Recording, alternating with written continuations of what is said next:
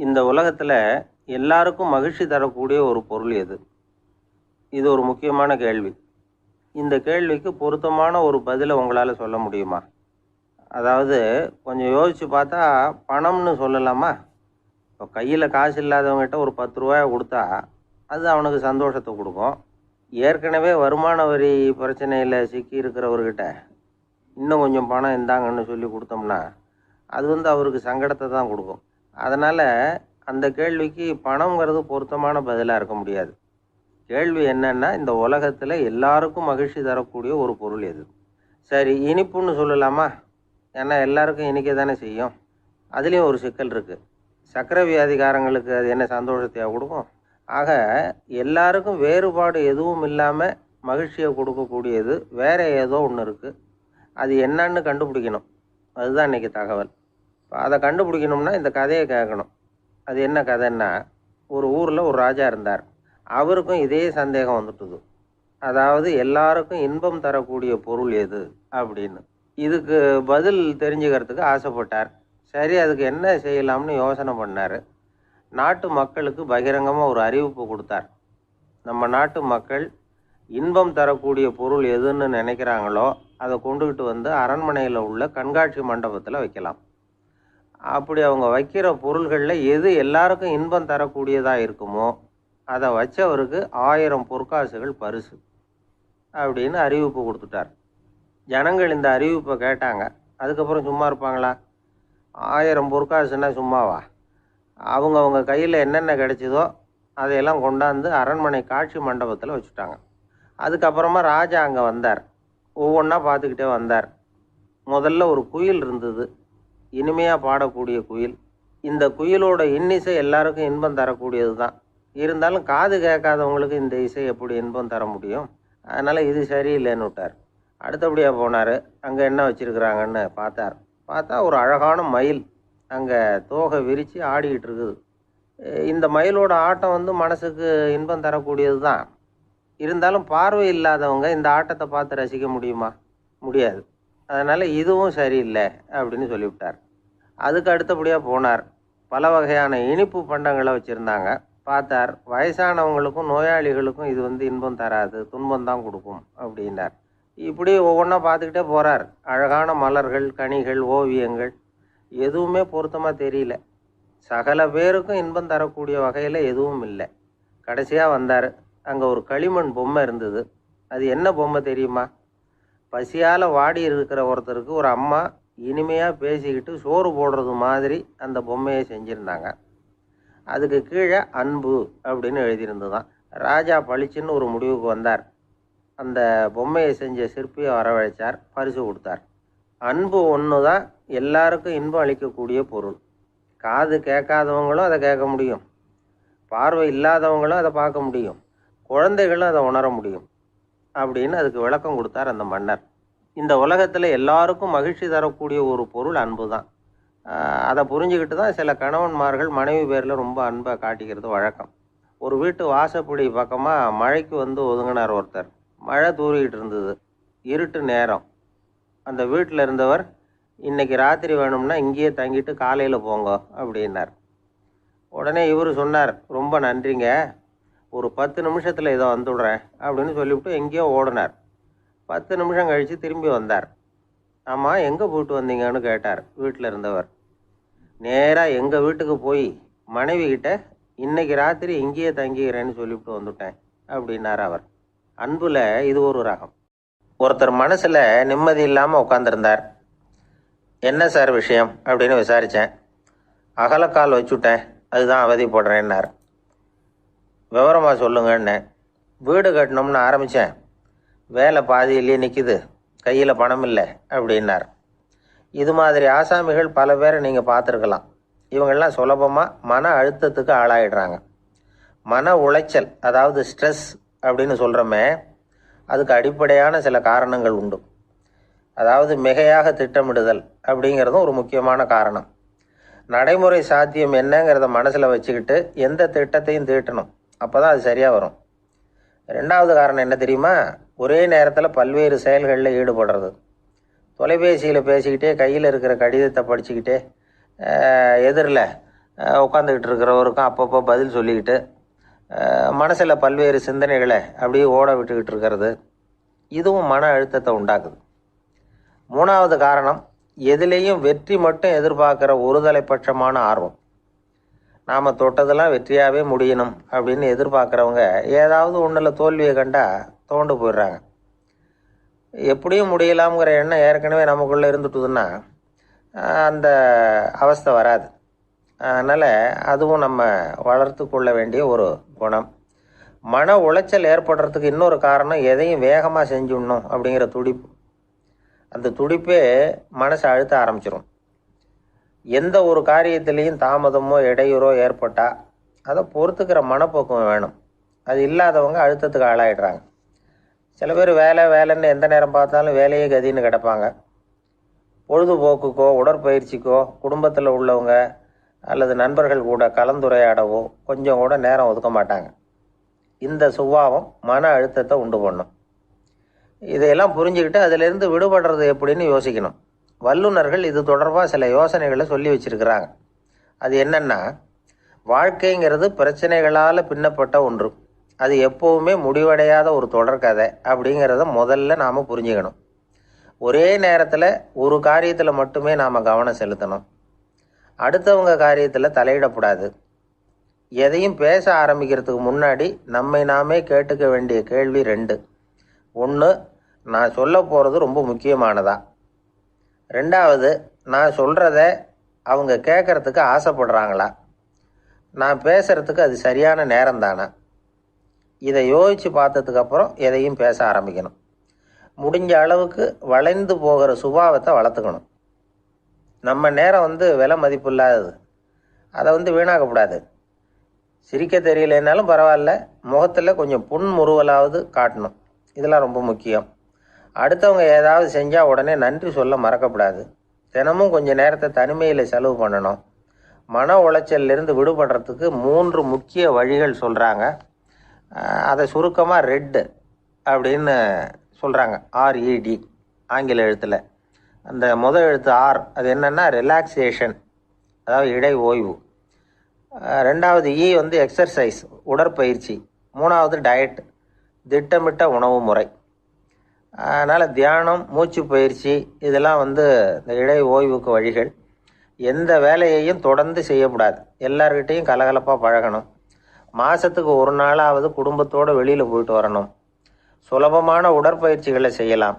உடற்பயிற்சிங்கிறது நமக்காக நாம் செய்கிற ஒரு நீண்ட கால முதலீடு அப்படின்னு சொல்லுவாங்க. அதாவது லாங் டேர்ம் இன்வெஸ்ட்மெண்ட்டாக. அளவோடு சாப்பிட்ணும், மெதுவாக சாப்பிட்ணும். இதெல்லாம் கொஞ்சம் மனசில் வச்சுக்கிட்டு நடந்துக்கிட்டால் மகிழ்ச்சியாக வாழலாம். சில பேர் சாப்பாட்டு விஷயத்தில் ரொம்ப அக்கறை எடுத்துக்கிறது உண்டு. ஒரு குண்டு ஆசாமி சாப்பிட உட்காந்தார். முதல்ல ஒரு மாத்திரை சாப்பிட்டார். எதுக்குன்னு கேட்டோம். பசி எடுக்கிறதுக்குன்னார். சாப்பிட்டு முடித்தார். பிறகு மறுபடியும் ஒரு மாத்திரை சாப்பிட்டார். இது எதுக்குன்னு கேட்டோம். சாப்பிட்டது ஜீரணமாகறதுக்கு அப்படின்னார். அவருடைய சீடர்கள் கொஞ்சம் பேர் ஒரு பாதை வழியாக நடந்து போய்கிட்டு இருக்கிறாங்க. வழியில் ஒரு ஆறு, அதை கடக்க வேண்டியிருந்தது. ரொம்ப ஆழம் கிடையாது. அதனால் எல்லாரும் இறங்கி நடக்க ஆரம்பித்தாங்க. அப்போது அந்த குரு சொன்னாராம், ஞானம் பெற்றவன் ஆற்றை கடக்கும் போது அவனுடைய கால்கள் ஒருபோதும் நனையாது அப்படின்னாராம். இதை கேட்டது சீடர்களுக்கு ஒன்றும் புரியல. அவங்க எல்லாரும் குழம்பி போயிட்டாங்க. ஞானம் பெற்றவர்கள் கால் தண்ணியில் நனையாதுன்னு சொல்கிறாரே நம்ம குரு, ஆனால் இவரு கால் இப்போ தண்ணீரில் நனையுதே அப்படின்னா இவருக்கு இன்னும் ஞானம் கிடைக்கலன்னு அர்த்தமா? இப்படிலாம் யோசிக்க ஆரம்பிச்சிட்டாங்க. ஒரு சீடன் மெதுவாக கேட்டுட்டான், சுவாமி, ஞானியின் பாதங்கள் ஒருபோதும் நனையாது அப்படின்னு சொல்கிறீங்க, ஆனால் உங்களுடைய பாதங்கள் நனைஞ்சிருக்குதே அப்படின்னா.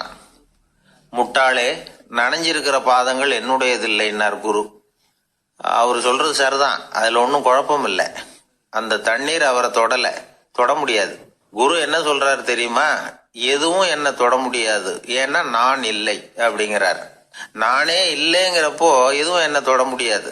இந்த கால் என்னுடையதுங்கிற நினைப்பு இருந்தால் தானே தண்ணீர் அதை தொடர்றது எனக்கு தெரியும். நீங்கள் ஒரு குருவோட தொடர்பு கொள்ளுகிற போது ஒன்று ஞாபகத்தில் வச்சுக்கணும். அவர் யாராகவும் இல்லாத ஒருத்தர், அதாவது நோபடி. நீங்கள் தொடர்பு கொள்றது ஒரு ஸ்தூல பொருளோட அல்ல, ஒரு தோற்றத்தோட மட்டுமே. இதெல்லாம் பெரியவங்க பேசுகிற பேச்சு. அந்த அளவுக்கு நான்கிற உணர்வே இல்லாமல் இந்த உலகத்தில் நம்மால் வாழ முடியுமா? அது நடைமுறை சாத்தியமா? பற்றில்லாமல் வாழணும்னு பல பேர் அறிவுரை சொல்கிறாங்க. நம்ம லெவலில் நாம் குறைஞ்சபட்சம் பேராசை இல்லாமல் வாழ கற்றுக்கிட்டா போதும். ஒருத்தன் நிலத்தை உழுதுகிட்டு இருந்தான். ஏறுகாலில் ஏதோ தட்டுப்பட்ட மாதிரி தெரிஞ்சுது. என்னன்னு பார்த்தான், அழகான சிலை ஒன்று கிடைச்சிது. நல்ல விலைக்கு இதை விற்க முடியும். அதை அப்படியே மறைச்சி வச்சிருந்து பொழுது சாஞ்ச உடனே யாருக்கும் தெரியாமல் வீட்டுக்கு கொண்டுட்டு வந்துட்டான். வீட்டில் இருந்த மனைவி மக்கள்லாம் ஆளாளுக்கு ஒரு கற்பனை செய்ய ஆரம்பிச்சிட்டாங்க.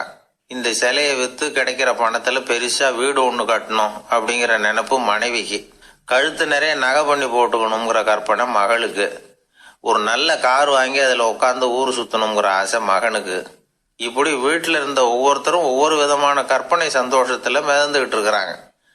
ஆனால் அந்த புதையலை எடுத்துக்கிட்டு வந்தானே, அவன் மட்டும் ரொம்ப சோகமாக ஒரு மூலையில் உட்காந்துருக்கிறான். என்னாச்சு உங்களுக்கு, ஏன் இப்படி என்னத்தையோ பறி கொடுத்த மாதிரி உட்காந்துருக்குறீங்க அப்படின்னு கேட்டாங்க வீட்டுக்காரம்மா. இதுக்கு அவன் மெதுவாக தலையை தூக்கி பதில் சொல்கிறான்.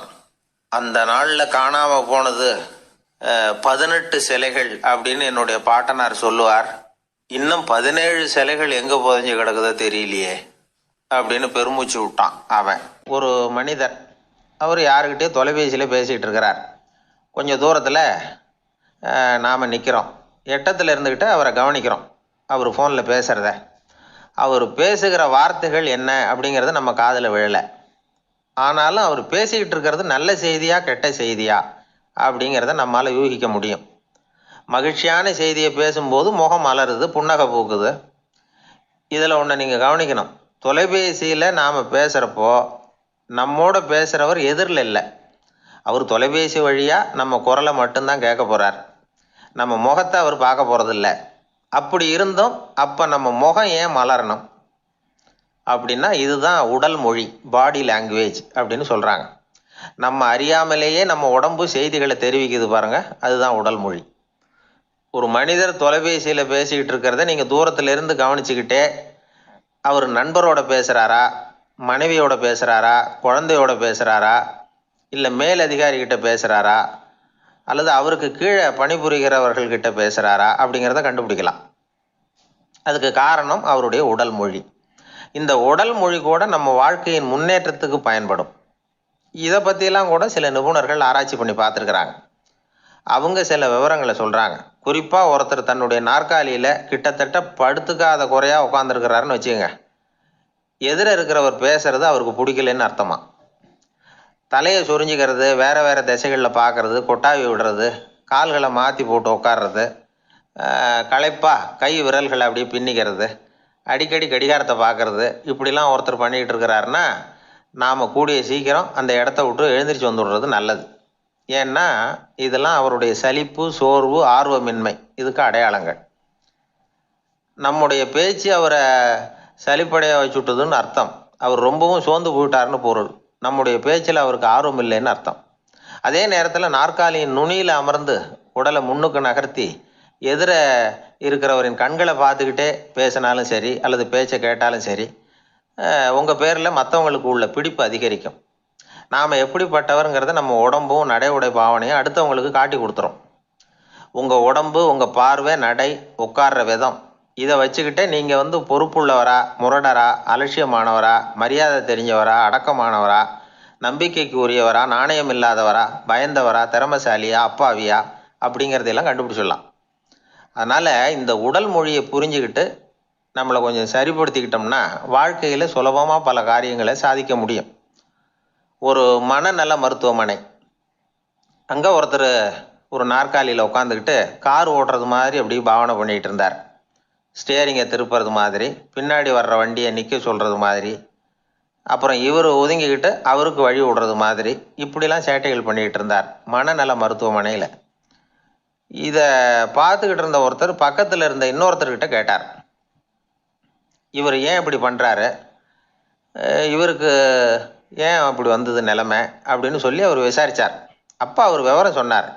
வேறு ஒன்றும் இல்லைங்க, இவருக்கு கார் ஓட்டணும்னு ஆசை ரொம்ப காலமாக, அது நிறைவேறாமல் போயிட்டுது. அதுக்கப்புறம் அவர் மனநோயாளியை மாறிட்டார். இங்கே அழைச்சிட்டு வந்தாங்க. இங்கே அழைச்சிட்டு வந்ததுலேருந்து அப்படி தான் பண்ணிகிட்டு இருக்கிறார். அப்போ கார் ஓட்டுறது மாதிரிலாம் பாவனை பண்ணிகிட்டு இருப்பார், திருப்புறது மாதிரி பண்ணுவார், பின்னாடி வர்றவங்களுக்கு இடம் விடுவார், இப்படிலாம் செய்கிறார் அப்படின்னு விவரம் சொன்னாங்க. நீங்கள் சொல்லப்படாதா, இப்போ நீங்கள் கார் ஓட்டல, வெறும் நாற்காலியில் தான் உட்காந்துருக்குறீங்க அப்படின்னு நீங்கள் சொல்லப்படாதா அவருக்கு அப்படின்னு கேட்டாங்க. அது முடியாதுங்க, ஏன்னா அந்த காரை கழுவுறதுக்காக அவர் தினமும் எனக்கு 10 ரூபா கொடுத்துக்கிட்டு இருக்கிறார் அப்படின்னாராம் அங்கே வேலை செஞ்சுக்கிட்டு இருந்த ஒருத்தர். அதனால் வாழ்க்கையில் நாம் இந்த உடல் மொழியை புரிஞ்சுக்கணும். உடல் மொழிங்கிறது இப்போ ஆரம்பத்தில் சொன்னது மாதிரி அந்த தொலைபேசியில் பேசுகிறவங்கள தூரத்திலேருந்து பார்த்தாவே அவர் யாருக்கிட்ட பேசுகிறார் என்ன பேசுகிறாருன்னு தெரியும். நம்ம முகத்தை நல்லா வச்சுக்கணும். உடல் மொழியை நம்ம புரிஞ்சுக்கிட்டு பயன்படுத்த ஆரம்பித்தோம்னா எந்த முயற்சி பண்ணினாலும் அதில் வெற்றி நிச்சயம். ஒரு நண்பர் இருக்கார், எப்போ பார்த்தாலும் கையில் ஒரு புத்தகம் இருக்கும். புத்தகம் இல்லாமல் எங்கேயும் புறப்பட மாட்டார். எதுக்காக இப்படி எடுத்துகிட்டு போகிறீங்க அப்படின்னு கேட்டால், எனக்கு இது ஒரு நல்ல நண்பன் மாதிரி, இந்த காலத்தில் எங்கே போனாலும் காத்திருக்க வேண்டியிருக்கு, அது மாதிரி சமயத்தில் நான் நண்பன் கூட பேசிக்கிட்டு இருப்பேன் அப்படிம்பாரான். ஒருத்தர் ஒரு பெரிய அரச பதவியில் இருந்தார். அவர் பதவியிலேருந்து இறங்க வேண்டிய சூழ்நிலை. அரசு கொடுத்துருந்த வீட்டை விட்டுட்டு வெளியில் வர்றார். வரும்பொழுது 2 கையிலையும் 2 பெட்டியை எடுத்துகிட்டு வந்தாராம். சார், உங்களுடைய உடைமைகள் அப்படின்னு கேட்குறாங்க அங்கே இருந்த ஊழியர்கள். இவர் தன்னுடைய கையில் இருக்கிற பெட்டியை காட்டி, இதுதான் என்னுடைய சொத்து அப்படின்னாராம். ஒரு பெட்டியில் அவருடைய உடைகள், இன்னொரு பெட்டியில் அவர் விரும்பி படிக்கிற புத்தகங்கள், அவ்வளவுதான். இதுதான் இருந்துதான். புத்தகம் படிக்கிறது மனசுக்கு நல்லதுங்கிறது நமக்கு தெரியும். புத்தக வாசிப்பு உடம்புக்கும் நல்லதுங்கிறாங்க. அது நமக்கு ஆச்சரியமாக தான் இருக்குது. ஒரு நபர் ஒரு வருஷத்தில் சராசரியாக 2000 பக்கங்களை படிச்சிருக்கணுமா, யுனெஸ்கோ பரிந்துரை. ஆனால் நம்ம நாட்டில் நாம் சராசரியாக படிக்கிறது 32 பக்கங்கள், அவ்வளவுதான். இவ்வளவுக்கு நம்ம நாட்டில் 6000த்துக்கும் மேற்பட்ட நாளேடுகள், 2000த்துக்கும் மேற்பட்ட இதழ்கள், மலர்கள், இவ்வளவு இருந்தும் சரியாக வரல. இந்த உலகத்தில் முதல் நூலகம் எங்கே எப்போ ஆரம்பமாச்சு தெரியுமா? கிமு 2500ஆம் ஆண்டில் அது ஆரம்பமாயிருக்குது. பாபிலோனியாவில் அமில் அணு அப்படிங்கிற அரசன் தான் நூலகத்தை உருவாக்கி இருக்கிறான். அப்போல்லாம் தாள் கிடையாது, களிமண் தான். களிமண் பலகைகளில் எழுதி அது தொகுத்து அப்படியே நூலாக்கி அதை நூலகத்தில் வச்சுருப்பாங்களாம். அரசருடைய நூலகத்தில் 1000த்துக்கும் மேற்பட்ட நூல்கள் இருந்ததாக வரலாற்று குறிப்பு இருக்குது. அது மட்டும் இல்லை, அந்த நூலகத்தில் பொருள் வாரியாக, அதாவது சப்ஜெக்ட் வாரியாக புத்தகங்களை வகைப்படுத்தி வச்சுருந்தாங்களாம். அதில் மிச்சம் இருந்த ஒரு 25 களிமண் பலகை புத்தகங்கள் இன்றைக்கும் பிரிட்டிஷ் அருங்காட்சியகத்தில் இருக்குதான். அச்சு தாள் இதெல்லாம் ஏற்பட்டதுக்கு அப்புறம் அமைக்கப்பட்டது தான் பிரான்சில் இருக்கக்கூடிய பாரிஸ் நூலகம். 1480 பிரெஞ்சு மன்னர் 11ஆம் லூயி இந்த நூலகத்தை அமைச்சாராம். ஆனால் அப்போல்லாம் அரசர்கள் மட்டும்தான் நூலகத்தை பயன்படுத்த முடியுமா. அதுக்கப்புறம் 17ஆம் நூற்றாண்டில் இந்த முறை மாறி பொதுமக்கள் அங்கே போகலாம், படிக்கலாம் அப்படிங்கிற நிலைமை வந்துதான். போட்லியன் நூலகம் அப்படின்னு அதுக்கு பேர், பாரிஸ் நகரத்தில் இருக்குது. அங்கே தான் நூல்களின் பட்டியல் தயாரிப்பு பணி ஆரம்பமாச்சு. கல்வி வளர்ச்சியையும் நூலகத்தையும் இணைச்சவர் நெப்போலியன் போனபார்ட். முன்பணம் செலுத்தி புத்தகத்தை படிக்கிற முறையையும் அவர் தான் கொண்டுகிட்டு வந்தாராம். மக்கள்கிட்ட வசூலிக்கிற வரியின் ஒரு பகுதியை நூலகத்துக்கு பயன்படுத்தினவரும் அவர் தானா. நெப்போலியன் நூலகத்தில் உலகத்தில் உள்ள எல்லா மொழி நூல்களும் இருக்குதான். அங்கே ஒரு தமிழ் நூலும் இருந்திருக்குது. அது என்னென்னா கம்பராமாயணம். சோவியத் யூனியனுக்கு படையெடுத்து போனப்போ அங்கேருந்து லட்சக்கணக்கான புத்தகங்களை இந்த பனிச்சறுக்கு வாகனங்கள் இருக்குல்ல, அதில் கொண்டுகிட்டு வந்ததாக வரலாறு. அடுத்தபடியாக குறிப்பிட்டு சொல்லத்தக்க நூலகம் எதுன்னா பிரிட்டிஷ் நூலகம். மிக பழைய கையெழுத்து பிரதியெல்லாம் கூட அங்கே இருக்குது. 1753 ஆரம்பமாச்சு. அதில் உள்ள நூல்களை வரிசையாக அடுக்கினா 180 கிலோமீட்டர் நீளத்துக்கு வருமா. மிகப்பெரிய நூலகம் அமெரிக்க தலைநகர் வாஷிங்டனில் இருக்குதான். இந்தியாவை பொறுத்த வரைக்கும் பெரிய பழைய நூலகம் எதுன்னா கல்கத்தா நூலகம். எல்லா இந்திய மொழி நூல்களும் இங்கே உண்டு. மகாகவி பாரதியார் நடத்தின இந்தியாங்கிற இதழின் எல்லா பிரதிகளும் அங்கே பாதுகாப்பாக இருக்குது. படிக்கும் பழக்கம் இங்கே வளர வேண்டியிருக்குது. ஒருத்தர்கிட்ட ஒரு புஸ்தகத்தை கொடுத்து விமர்சனம் எழுத சொல்லியிருந்தாங்க. கொஞ்ச நாள் கழித்து அவரை போய் பார்த்து, என்னங்க புஸ்தகத்தை படித்து பார்த்தீங்களா அப்படின்னு கேட்டாங்களாம். இதுக்கு அவர் சொல்லியிருக்கிறார், இன்னும் நான் படித்து பார்க்கலிங்க, இப்போ தானே விமர்சனமே எழுதி முடிச்சிருக்கிறேன், இனிமே தான் படிக்கணும் அப்படின்னாராம். ஐயா, என்னுடைய நூல் வெளியீட்டு விழாவுக்கு அவசியம் நீங்கள் வரணும் அப்படின்னு கூப்பிட்டார் ஒருத்தர். எப்போ வரணும்னு கேட்டேன். அடுத்த வாரம்னார். சரி, புத்தகம் தயாராகிட்டுதா அப்படின்னேன். நாளைக்கு தான் அச்சிக்க கொடுக்க போகிறேன்னார். என்னங்க இது, புத்தகம் அச்சிடுறதுக்கு முன்னாடியே அழைப்புதழை வந்து அச்சடிச்சு விட்டீங்களே அப்படின்னு கேட்டேன். அதனால் என்னங்க, அந்த காலம் மாதிரியா போடலாம், அச்சுக்கலை வந்து எவ்வளவோ முன்னேறியாச்சுங்க. Linotype, monotype, phototype, laser, இப்படி என்னென்னமோ வந்தாச்சு. இன்றைக்கி கொடுத்தா நாளைக்கே புத்தகம் தயார் அப்படின்னார். இப்படி இந்த அளவுக்கு முன்னேறி இருக்கிற இந்த அச்சுக்கலை ஆரம்பத்தில் எப்படி இருந்தது தெரியுமா? அந்த காலத்தில் காகிதம்னா என்னென்னே தெரியாது. அப்படி ஒன்று கண்டுபிடிக்கப்படவே இல்லை.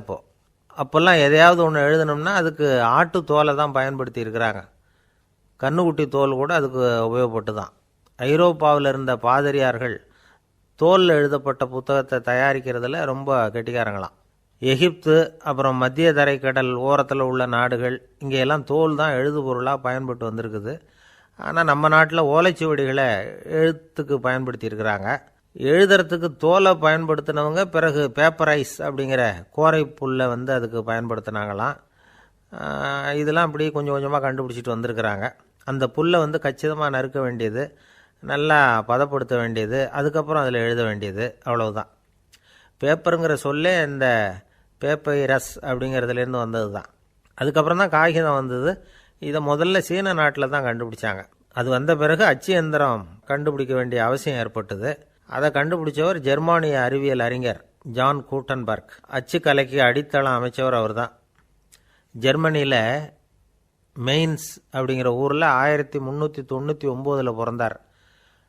அவரோட மாமன் ஒருத்தர் உலோக வேலையில் வல்லவர். அவர்கிட்ட இந்த வேலையை கற்றுக்கிட்டார். அதோட வைர கற்களை வந்து பட்டை தீட்டுறதுலேயும் ரொம்ப தேர்ச்சி பெற்றிருந்தார். இளம் வயசுலேயே சும்மா இருக்க மாட்டாராம். எதை செஞ்சாலும் அதை திறமையாக செய்வாராம். அவர் தான் முதல்ல மர அச்சு எழுத்துக்களை உருவாக்கினார். அது மேலே மை தடவி பிரதிகள் எடுத்தார்.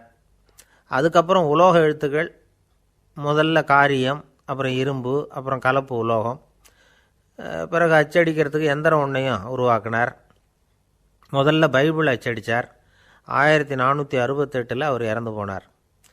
16ஆம் நூற்றாண்டில் மேலை நாடுகளிலிருந்து மர எழுத்துக்களை கொண்டுகிட்டு வந்து தமிழ்நாட்டில் கிறிஸ்தவ நூல்களை அச்சிட்டாங்க. அப்போல்லாம் வந்து அச்சகங்கள் வந்து போதிய அளவுக்கு இங்கே இல்லை. அதுக்கு என்ன காரணம்னா, இந்தியர்கள் வந்து அச்சகங்களை நடத்தக்கூடாது அப்படின்னு சட்டம். 1835 வரைக்கும் அந்த சட்டம் வந்து நடைமுறையில் இருந்தது. இந்த நிலைமையில் அங்கேயும் இங்கேயுமா 1-2 அச்சகங்கள் ஆரம்பமாச்சு. 1713 தரங்கம்பாடியில் லூத்தரன் மிஷன் அச்சகம், அதே ஆண்டில் சென்னையில் SPCK அச்சகம். இது ரெண்டும் தான் இந்தியாவில் முதல்ல தொடங்கப்பட்ட அச்சகங்கள். ஆட்டுத்தோல்லையும் ஓலைச்சுவடியிலையும் எழுதப்பட்ட எழுத்துக்கள் இன்றைக்கி எங்கேயோ போயிட்டுது. ஆனால் நம்ம ஊரில் எழுத்தாளர்கள் நிலைமை தான் ஒன்றும் சொல்லிக்கிறது மாதிரி இல்லை. நம்ம ஆள் ஒருத்தர் சொன்னார், சார், நான் சொந்தத்தில் ஒரு அச்சாபீஸ் வச்சுருந்தேன், இப்போவும் வச்சுருக்கிறேன். அதனால் என்னுடைய படைப்புகளை புத்தகமாக வெளியிடுறதில் எனக்கு ஒன்றும் கஷ்டம் இல்லை. வருஷத்துக்கு ஒரு புத்தகம் எழுதி வெளியிட்டுருவேன். 15 வருஷமாக இலக்கிய உலகத்துக்கு இப்படி சேவை செஞ்சுக்கிட்டு வர்றேன். ஆனால் இந்த வருஷம்தான் வாசகர்கள் வந்து எனக்கு பாராட்டு விழா நடத்தியிருக்கிறாங்க அப்படின்னார். இந்த வருஷம் அப்படி என்ன விசேஷம் அப்படின்னு கேட்டோம். இந்த வருஷம்தான் நான் எந்த புத்தகம் எழுதி வெளியிடாமல் இருந்தேன், அதுக்காகத்தான் எனக்கு இந்த பாராட்டு விழா அப்படின்னார். என்ன சார், உங்கள் பையன் என்ன செஞ்சுக்கிட்டு இருக்கிறான் இப்போ அப்படின்னு கேட்டார் ஒருத்தர். அடிக்கடி கண்ணாடி முன்னாடி நின்று அழகு பார்த்துக்கிட்டு இருக்கிறான் சார் அப்படின்னார் அப்பா. இளம் பருவம் இப்படி தான் இருக்கும், அதையெல்லாம் சாதாரணமாக நினச்சிடாதீங்க அப்படின்னார் அவர். என்ன சார் சொல்கிறீங்க, கண்ணாடி முன்னாடி நின்றுக்கிட்டு நேரத்தை வீணாக்கிக்கிட்டு இருக்கான், அதை ஒரு பெரிய விஷயமா நான் நினைக்கணுமா அப்படின்னார் இவர். இளம் பருவத்தில் இளைஞர்களுக்கும் சின்ன பொண்ணுங்களுக்கும் அடிக்கடி கண்ணாடியில் பார்க்கணும்னு தோணும். அது வெறுமனே அழகு பார்க்கறது மட்டும் இல்லை, அவங்க தங்களையே தேடி கண்டுபிடிக்கிற ஒரு முயற்சி அது. இது ஒரு மனோதத்துவ விளைவு. இது வரைக்கும் வந்து சின்ன பிள்ளையா இருந்துட்டோம், இனிமேல் நாமளும் மற்றவங்க மாதிரி மனிதர்கள் தான் அப்படிங்கிற உணர்வு அவங்களுக்கு வருது. தங்களோட முகம் எப்படி இருக்குது, அழகு எப்படி இருக்குது, உடம்பு நேரம் எப்படி இருக்குது, முடி எப்படி இருக்குது அப்படிங்கிறதையெல்லாம் கண்டுபிடிக்கிறாங்க. அதுக்கப்புறம் இன்னொரு ஆணோ பொண்ணோ தன்னை கவனிக்கணும் அப்படின்னு நினைக்கிறாங்க. இதெல்லாம் மனோதத்துவ உண்மைகள், இதெல்லாம் இயற்கை. இதை பார்த்துட்டு பெற்றவங்க வந்து பிள்ளைங்க கெட்டு போட்டாங்க அப்படின்னு நினைக்கக்கூடாது, அவங்கள திட்டிக்கிட்டே இருக்கக்கூடாது. இன்றைக்கி பல குடும்பங்களில் இதுதான் நடந்துக்கிட்டு இருக்குது. மனுஷ வாழ்க்கையிலேயே இப்படியும் இல்லாத அப்படியும் இல்லாத ஒரு பருவம் வந்து இளம் பருவம். 13லேருந்து 19 வயசுக்கு உட்பட்ட ஆண்கள் பெண்கள் இந்த வகையை சேர்ந்தவங்க, டீனேஜ் குரூப். இவங்களை சின்னவங்கன்னு நினச்சிட முடியாது, பெரியவங்கன்னு நினச்சிட முடியாது. இவங்க ரொம்ப சென்சிட்டிவ். சமூகம் நினச்சா இவங்களை நல்லவங்களாகவும் ஆக்கலாம், கெட்டவங்களாகவும் ஆக்கலாம். கொஞ்சம் அக்கறை எடுத்துக்கிட்டால் பெரிய பெரிய மேதைகளையும் விஞ்ஞானிகளையும் உருவாக்கலாம். ஆனால் நடக்கிறது என்ன தெரியுமா? அநேகமாக இவங்களை யாருமே சரியாக புரிஞ்சுக்கிறது இல்லை, இவங்களை சரியாக நடத்துறதும் இல்லை. இது வரைக்கும் நாம் சொல்கிறத கேட்டுக்கிட்டு இருந்தான், இப்போல்லாம் அவன் இஷ்டத்துக்கு நடக்க ஆரம்பிச்சுட்டான் அப்படின்னு வருத்தப்படுற பெற்றோர்கள் அதிகம். இது வருத்தப்படுற விஷயம் இல்லை, சந்தோஷப்பட வேண்டிய விஷயம். உங்கள் புள்ள சொந்தமாக யோசிக்க ஆரம்பிக்கிறதும் நடந்துக்க ஆரம்பிக்கிறதும் ஒரு தப்பான விஷயமா? அவன் கடைசி வரைக்கும் உங்கள் பேச்சையே கேட்டுக்கிட்டு இருக்கணுங்கிறது என்ன நியாயம்? இன்றைக்கி இளைஞர்களை பெரியவங்க தப்பாக புரிஞ்சுக்கிட்டு தவறாக நடத்துறதுனால தான் அவங்களுக்கு வெறுப்பு, எரிச்சல், மனக்கசப்பு எல்லாம் உண்டாகுது. பெற்றவங்க சரியாக மதிக்கிறது இல்லை அப்படிங்கிற ஒரே காரணத்தினாலேயே வீணாக போகிற பிள்ளைங்க இன்றைக்கி அதிகம். சரி, பெற்றவங்களுக்கு இன்றைக்கி என்ன தான் புத்தி சொல்ல வர்றீங்க அப்படின்னு கேட்குறீங்களா? நாம் எதையும் சொல்ல வரல, ஆனால் அது சம்பந்தமான சில நிபுணர்கள் சொல்லியிருக்கிறத உங்கள் காதில் போட்டு வைக்கலாம். அது என்னென்னா, பிள்ளைங்க கிட்ட அன்பு செலுத்துங்க. குழந்தையா இருந்தப்போ எவ்வளவு பாசமாக இருந்தீங்க, வளர வளர அதை ஏன் குறைச்சிக்கிறீங்க? பெற்றவங்களின் அன்பான வார்த்தைகளுக்கு ஏங்குறவங்க தான் இன்றைய இளைஞர்கள். அவங்க எதை சொன்னாலும் அதை அக்கறையாக காது கொடுத்து கேளுங்க, அலட்சியப்படுத்தாதீங்க. அவங்க விரும்புறது உங்ககிட்ட இருந்து ஒரு மதிப்பு, மரியாதை, அங்கீகாரம், இவ்வளவுதான். அவங்க அவங்களாவே முடிவுகள் எடுக்கட்டும், அதுக்கு நீங்கள் உதவியாக இருங்க, அது போதும். மற்றவங்க முன்னாடி, முக்கியமாக அவங்க நண்பர்கள் முன்னாடி அவங்கள பற்றி மட்டமாக பேசாதீங்க. அவங்கக்கிட்ட பொய் சொல்லக்கூடாது. நீங்கள் சொன்னது பொய்ன்னு தெரிஞ்சு போச்சுன்னா உங்கள் பேரில் அவங்களுக்கு இருக்கிற மதிப்பு போயிடும், நம்பிக்கை போயிடும். அவங்களுக்கு முன்னாடி நீங்கள் சண்டை போடக்கூடாது. உங்கள் பிள்ளைய எப்பவும் இன்னொரு பிள்ளையோட ஒப்பிட்டு பேசுகிற வேலையே வேணாம். கூட பிறந்த மற்றவங்களோட கூட ஒப்பிடக்கூடாது. இப்படி செஞ்சால் அவன் உங்ககிட்டையும் பிரியமாக இருக்க மாட்டான், அவங்ககிட்டையும் பிரியமாக இருக்க மாட்டான். புள்ள எங்கே போகிறான், என்ன பண்ணுறான் அப்படின்னுலாம் துப்பறிஞ்சிக்கிட்டு இருக்கக்கூடாது. இளைஞர்கள் தனிமையை விரும்புகிறவங்க. அவங்கள பெட்டியில் வச்சு மூடி பாதுகாக்கணும்னு நினைக்கக்கூடாது. அவங்கள எப்படி பாதுகாக்கிறது அப்படிங்கிறது அவங்களுக்கே தெரியும். உங்கள் புள்ள எப்படி நடந்துக்கணும்னு நீங்கள் எதிர்பார்க்குறீங்களோ அது மாதிரி நீங்கள் நடந்து காட்டுங்க, அது போதும். ஒரு வீட்டில் அப்பாவும் அம்மாவும் பேசிக்கிட்டு இருக்கிறாங்க. என்னங்க, நம்ம பொண்ணு பெரியவளாயிட்டா, அடிக்கடி கண்ணாடி முன்னாடி போய் நின்றுக்கிட்டு இருக்கிறா, சீக்கிரமாக ஒரு பையனை பார்த்து கல்யாணத்தை முடிக்காமல் இப்படி மசன்னு கல் மாதிரி உட்காந்துருக்குறீங்களே அப்படின்னு சத்தம் போட்டாங்க அந்த அம்மா. அவசரப்படாத, பார்க்குறதுக்கு கண்ணுக்கு அழகாக லட்சணமாக புத்திசாலியாக ஒரு பையன் கிடைக்க வேணாமா, அதுதான் பார்த்துக்கிட்டு இருக்கிறேன் அப்படின்னார் அப்பா. இதுக்கு அந்த அம்மா சொல்கிறாங்க, எங்கள் அப்பா இப்படியெல்லாம் நினச்சிக்கிட்டு இருந்திருந்தா எனக்கு கல்யாணமே ஆயிருக்காது தெரியுமா அப்படின்னாங்களாம். ஒரு பல்கலைக்கழகம், அங்கே ஒரு இலக்கிய பேராசிரியர், அவர் பாடம் நடத்திக்கிட்டு இருந்தார். ராபர்ட் ப்ரௌனிங் எழுதிய கவிதைகளை பற்றி சொல்லிகிட்டு இருக்கிறார். மாணவர்களும் ரொம்ப அக்கறையாக அதை கேட்டுக்கிட்டு இருக்கிறாங்க.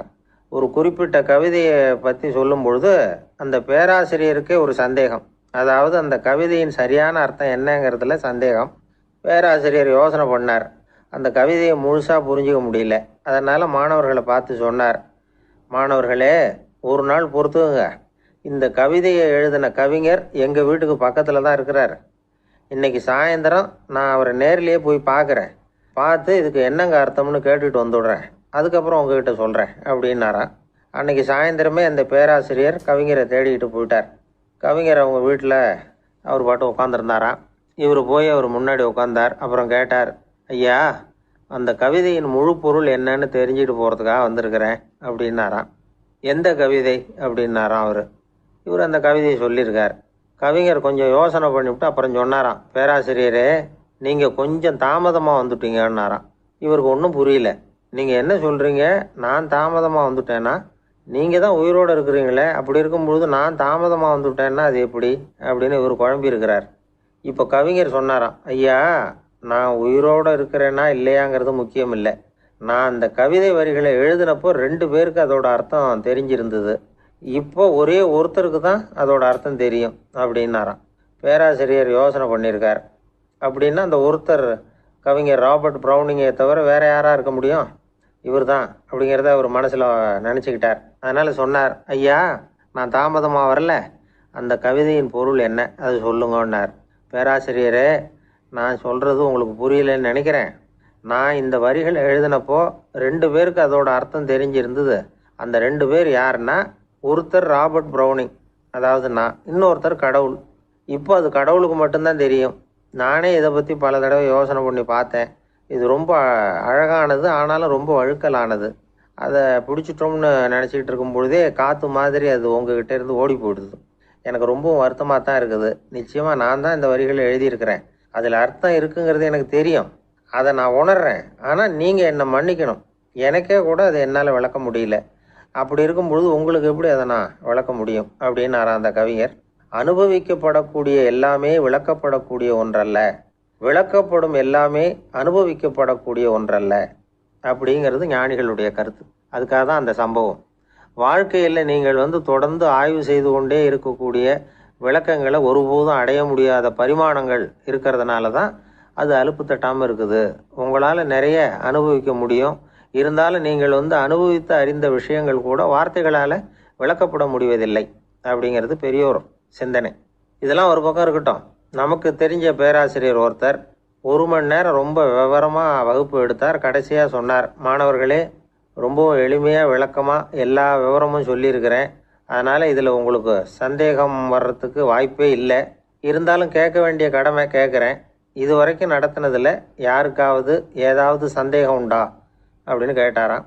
எனக்கு ஒரே ஒரு சந்தேகம்தான் சார் அப்படின்னு எழுந்திரிச்சு நிற்கிறான் ஒருத்தன். என்னன்னு கேட்டாராம்.